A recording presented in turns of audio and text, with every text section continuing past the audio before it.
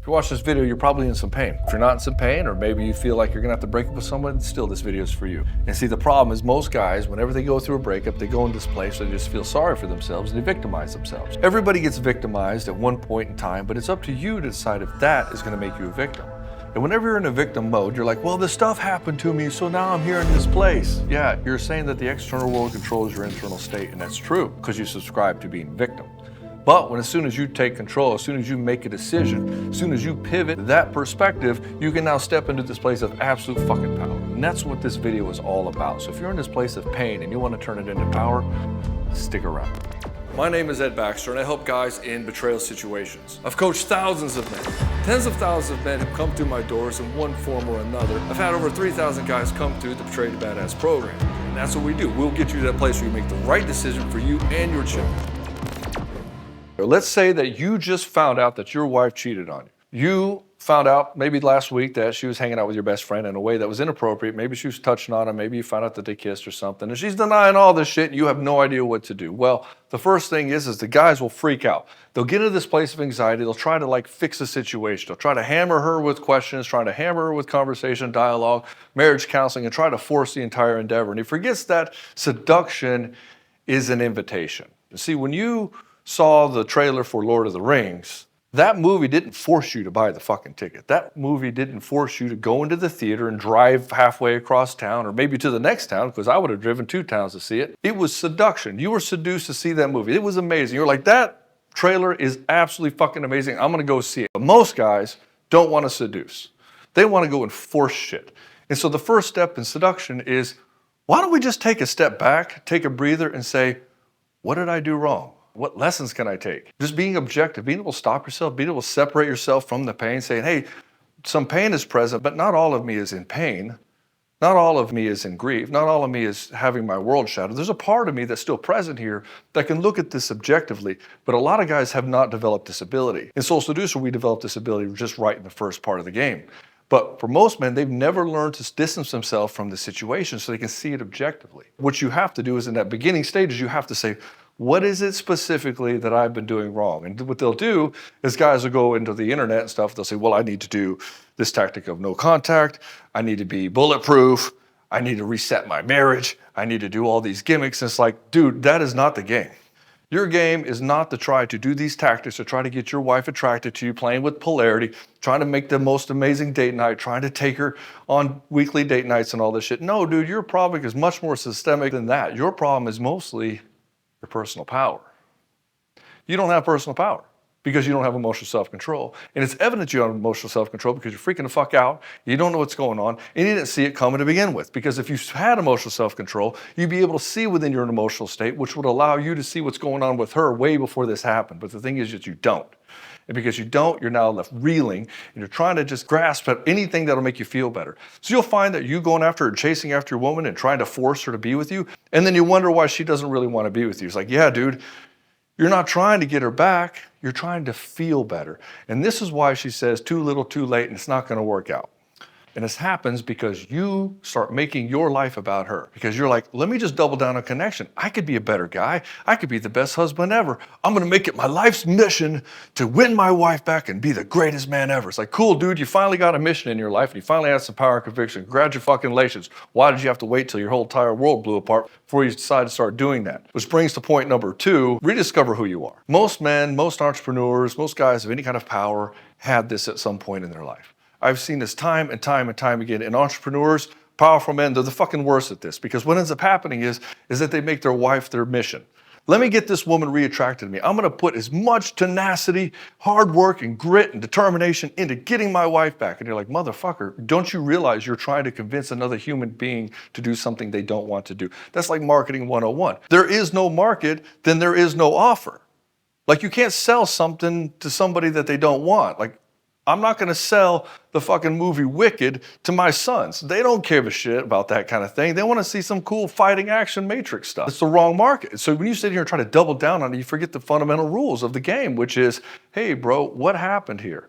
Why are you doubling down on connection? Why are you doubling down on something where you've been lacking in personal power? Or what they'll do is they will have personal power, what they'll do is they'll ignore their wife. And then when she says, hey, I need some connection, he goes way over on the other side and just completely becomes a people pleaser. Why? Because they say, well, that's how you make a marriage work.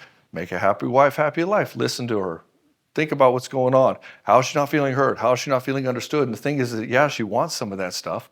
She needs some of that stuff, but unless you have a foundation of your own personal power, of your own clear understanding of who you are, your own central boundaries, none of that stuff's gonna matter because it's not set on a foundation or stage of respect. And so instead of trying to figure out who he was and go back to who he was meant to be and getting clear on who he was fundamentally, he gives up everything he can to try to save this relationship. And this is why she doesn't want to be with him, because she doesn't want him to just be whatever she wants. She wants him to be his greatest version of himself and bring her along for the ride. Don't forget her. Protect her. Have her be a part of what he's creating, but don't make her the thing that he's creating. We have to take a step back from this place of in sorrow, in sadness, in I don't even know how to get up for the next day, and I don't know what I'm going to do. And we got to get some perspective on what is actually important to you in your life. For most men, they say, oh, it's my wife. I got to bring her back at any cost. It's like, that is not actually true. I've worked with enough men to find out that when a man gets even his soulmate, there's a greater vision for him going forward. But he can't see it because he needs this validation from getting the soulmate. Okay, well, what's next? I've got her. Now what am I going to do? What kind of cool shit am I going to create now? I mean, I can't find 14 soulmates at that point. I've already satisfied the requirements. So what am I going to do? I'm going to go forward. I'm going to build some cool shit. And so most men, if they get to this place where they find the woman, they have some sort of success with women, they're always going to say, hey, what can I do? What can I build some cool shit? How can I make some more money? How can I start building a legacy for my family? How can I build something awesome I can pass off to my children? And then this whole conversation of like, what's the purpose of my life comes up. How can I produce with purpose? How can I make money and point it towards God? And so guys never even get on the boat of this game because they're so chasing after their woman. And when their woman leaves, she's like, yeah, bro, outside of me, you got nothing else going on. That's not a powerful man to her. He's not taking her anywhere in life. She's just this guy who's just given everything for her approval. And from her perspective, she's like, this guy's weak, he's easily controllable, he's easily manipulated, and I'm just not getting wet for him. And this is the reality for most men. He's chased after his wife for sex. She's like, is that all you ever think about? I was like, well, no, because the only way he can get connection from his wife is to actually put his P in her V. That's the only way he can get connection. So the sex game is only happening for 15 minutes in the bedroom, if that. It's not happening all the time. It's not this continuous game of seduction and invitation and playing and having a great fucking time. It's none of that stuff. Men think that, like, I just need to give my wife, like, these minimum requirements. Even Elon Musk even put a tweet out saying, how many hours does a woman require? It's like, yeah, we're asking the wrong fucking game here. It's not how many hours does she require. It's like, how can you build a life that's enticing and seductive for her to be a part of? Not because we're trying to seduce her specifically, unless we point our light on her, but what we're doing is we're building this for ourselves so we're feeling like we're overflowing with abundance in our own life. And when we do this, she can say, that's a guy who's going somewhere. That's a guy I want to have kids with. That's a guy's life that I want to be a part of. That guy is doing some fun, exciting shit. Remember, you're seducing your own soul first, and then you have an invitation for her to play with you. And then the game of soulmate seduction starts to unravel. And see, the thing is that soulmates aren't found. There's so many guys that come in here and they say, I've been with her since high school. We're soulmates. It's like, no, dude, you're not soulmates because fate put you together. Soulmates are created by men who know how to seduce effectively, hold boundaries, and hold accountable not only to themselves, but the women in their life too. He holds the entire family accountable to be better people. There's going to be comments below this video. The guys are going to say, I've never met a woman in my life that's accountable. Yeah, dude, because you're not valuable enough to change for. That's really the reality of it. If you're not valuable enough to change for her, she's not going to find you accountable. And so what she's going to do is she's just going to run manipulation on you to see how much she can get away with, how much resources she can extract from you.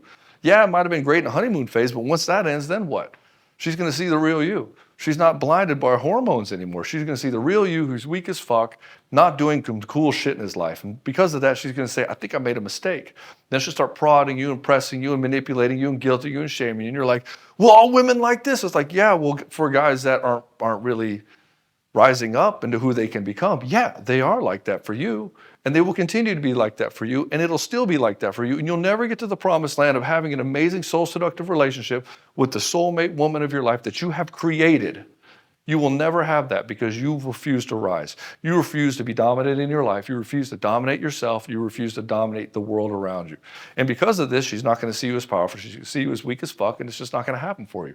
But if you want to turn that around in a couple weeks and in a couple months, be in a completely different place, guys firing on all fucking cylinders, join Soul Seducer, which is in the description below. I have tons of guys going through it. It's awesome. You're going to love it. You should try it out. And I cannot wait to have you here in this studio in one of my events, but those are only open to guys who are already in Soul Seducer, because I'm not going to try to teach guys the basics in this room. This room is an advanced room.